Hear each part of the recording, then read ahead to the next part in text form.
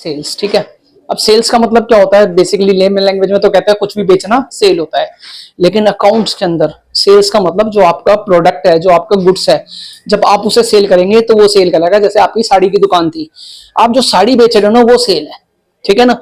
अब आपके साड़ी की दुकान में सपोज करो कोई एसी खराब हो गया और आपने कबाड़ी को बेच दिया, तो वो सेल नहीं है। सेल के अंदर सिर्फ वही चीज आएगी जिसका आप रेगुलर बिजनेस एक्टिविटी करते हो, ठीक है। तो सेल दो तरीके से होती है, ठीक है। परचेज और सेल दोनों ही दो तरीके से होती है, ठीक है। मैं बताना भूल गया, पहले हम सेल्स के ऊपर बात करते हैं, फिर हम परचेज के ऊपर इसी में बात कर लेंगे, ठीक है। सेल्स कैसे, सेल दो तरीके से होती है। एक तो होती है कैश सेल। क्या होती है, आपने माल बेचा, पैसा आया, बात खत्म, टाटा बाय बाय, उसकी शक्ल याद रखने की कोई जरूरत नहीं है क्योंकि वो पूरे पैसे दे गया है। लेकिन दूसरी सेल कौन सी होती है, दूसरी सेल होती है क्रेडिट। कौन सी होती है, सेल्स करते हैं क्रेडिट। क्रेडिट का मतलब उधार। अब हमने किसी व्यक्ति को माल बेचा उधार पर, तो उसकी शक्ल याद रखने की जरूरत है या नहीं है, उसकी शक्ल भी याद रखने की जरूरत है, उसकी एंटिटी भी याद रखने की जरूरत है।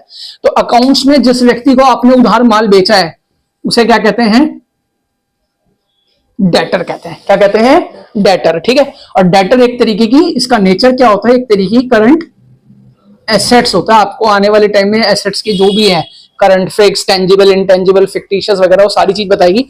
लेकिन आप समझ लो कि डेटर क्या होता है, जिससे हमारे को पैसा लेना होता है, ठीक है, ठीक है। ऐसे आप परचेज समझो।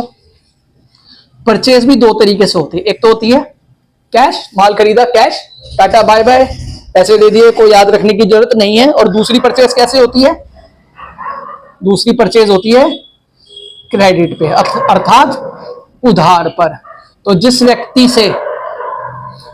से हम उधार माल खरीदेंगे उसे क्या बोला जाता है, क्रेडिटर बोला जाता है। और वो एक हमारी एक तरीके की क्या होती है, करंट लाइबिलिटी होती है। क्या होती है, ठीक है। और ये लाइबिलिटी अर्थात क्रेडिटर मतलब जिसको हमारे को पैसा देना होता है, ठीक है।